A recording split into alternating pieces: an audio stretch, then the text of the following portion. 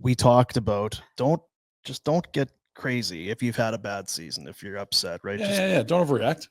Meanwhile, old Tulski in Carolina. Tulski? We got cap space. The owner's committed to spending to the cap. We got money. We're not afraid to use it. I'll spend all summer trying to spend it if I need to. That's always a good decision. Right? Mm-hmm. That feels like always a good approach. Okay. He's a process guy. I'm not too worried about them doing dumb stuff. They've been pretty sharp. His quote was, I'll spend the summer trying to spend it, essentially. So they're going to be cap team. I'm fine with that. That makes sense. They want a superstar. Who's that? Marner? Mitch Marner? Rod's going to have to. We talked about places where you could hide Mitch a bit because we know what his strengths are and they're phenomenal, but his weaknesses, it's just like when the games get physical, playoffs. I think like Vegas and Carolina are the two places you can insulate him the best. I can see him. They come at you with waves. They forecheck. They're big and physical teams. I can see him in Carolina. Yeah. Or at least I can understand the rationale as to maybe why they would want him. The system will try and take care of the rest. We need to score more goals. We need offense. He would provide that. And again, they just got left at the altar by Rantanen. I don't disagree. I'm just, what are they going to pay this man? And I don't know that he's worth it. How many years are you going to sign for? He's going to go max 7 years. And so what would feel really expensive today? 14. And so if the cap's $130 million halfway through this deal, does that feel expensive?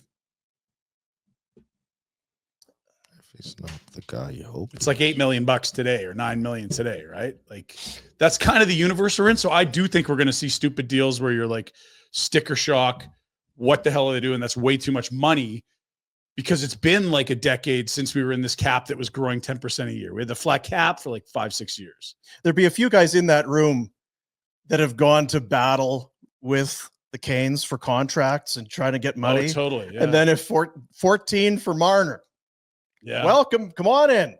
That's true. I feel like, so you ground Even the me. Coach, they grinded Rod of all people on contracts. Ground me to dust over a couple $100,000, like $250,000, and it's $14 million for him. You've talked about that in the past. When a guy comes in and all of us, our new guy is our highest paid guy.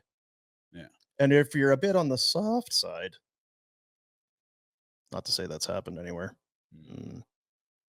Yeah, like I see what you're saying. I don't think if you look at, what's the best use of $14 million and how efficient is it, but they're a team lacking that finishing. And I understand that they might get into the emotions like Treliving did here. Like when you're snubbed by Rantanen, maybe you overreact. It's an emotional thing to do.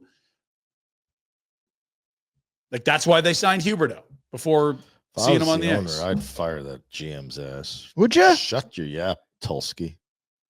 He's trying to say we're open for business. Who wants to go there? I don't know. I mean, I've been there.